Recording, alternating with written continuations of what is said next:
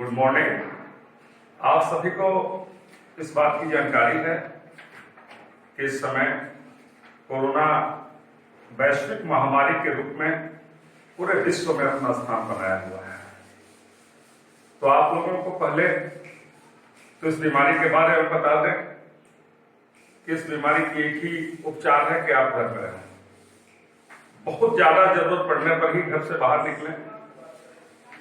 इसी कारण से हम लोगों ने विद्यालय परिवार में आप लोगों के लिए ऑनलाइन पढ़ाई की व्यवस्था की है, ताकि आप लोगों का पढ़ाई डिस्टर्ब ना हो और निरंतर गति से आप लोगों की पढ़ाई चलती रहे।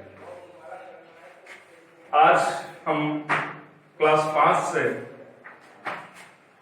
पार्ट 1 से एक चैप्टर लेकर आपके सामने उपस्थित हैं, जिसका शीर्षक होगा सूरज। इसके लेखक दिव्या भटनागर जी हैं। सूरज की गति क्या होती है, इस गति के माध्यम से लेखिका ने अपना प्रकाश दिया है। तो आइए उस प्रकाश पर हम लोग अपना प्रकाश फैलाएं। सूरज चलता रहता हरदम, कभी न खाता कभी न पीता, किस औषधि को खाकर वह कभी न मरता रहता जीता। कवित्री बता रही हैं कि सूरज निरंतर चलते रहता है, कभी न खाता है न कभी पीता है। पता नहीं किस औषधि को खाकर वह कभी न मरता है और हमेशा जीता ही रहता है। पूरे दिन वह तपता रहता है, लेकिन शाम आता है, सांझ जब होती है वह छिप जाता है। धरती पर और आसमान में तब अंधियारा छा जाता है। सूरज के छिपने के बाद अंधेरा छा जाता है और जैसे सूरज सुबह में निकलता है, पूरा विश्व प्रकाशमान हो जाता है। जब चलकर थक जाता सूरज, हर आदमी को यह समझना चाहिए कि जो थकता है उसे विश्राम चाहिए। उसी तरह सूरज भी जब थक जाते हैं तो उन्हें भी विश्राम की जरूरत होती है और शाम को विश्राम के लिए चले जाते हैं। अगले दिन फिर मुझे जगाने दौड़ा दौड़ा आ जाता है।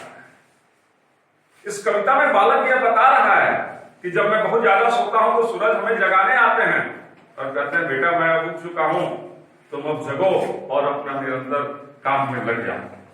कहां रोशनी फिर हम पाते, रात रात ही रहती, फिर तो हर पल ही हम दीप जलाते, क्योंकि सूरज के प्रकाश में जो पढ़ने को मिलता है वह रात के अंधियारे में नहीं मिल पाता है।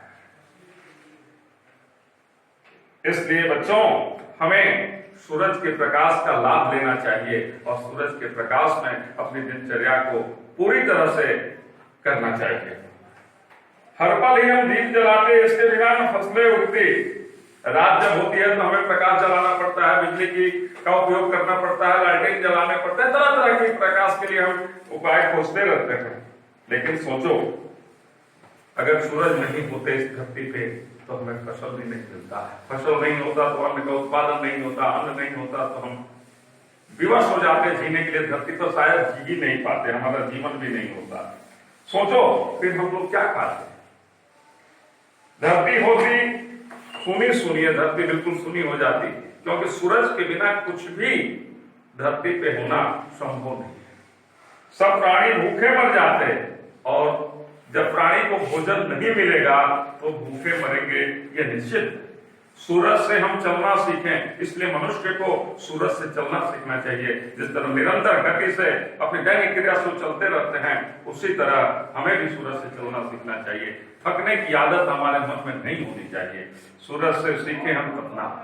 सूरज जिस तरह तपते हैं उस तरह हमें भी तपना चाहिए। आलस्य को शरीर से दूर भगाना चाहिए, क्योंकि आलस्यम ही मनुष्याणाम शरीरस्थो महान विद्युत। मनुष्य के शरीर में रहने वाली अगर कोई सबसे बड़ी उसकी दुश्मन है तो वह आलस्य है। तब वह सब कुछ पा जाएंगे। अब तक जो लगता था सपना सपना, सूरज के भांति निरंतर हम चलना जिस दिन सीख जाएंगे, उस दिन अपने जीवन की हर कमियों को हम निपटाकर अपने भविष्य को संवार लेंगे। तो मेरे प्यारे बच्चों, इस पाठ को आप निरंतर पढ़ें और अगले दिन इसकी प्रश्नोत्तर हम लेकर पुनः आपके सामने उपस्थित होंगे। फिर से आपको एक बार ये कहते हुए इस वैश्विक महामारी से आप बचें, अपने परिवार को बचाएं और घर पर रखकर ही अध्ययन करें।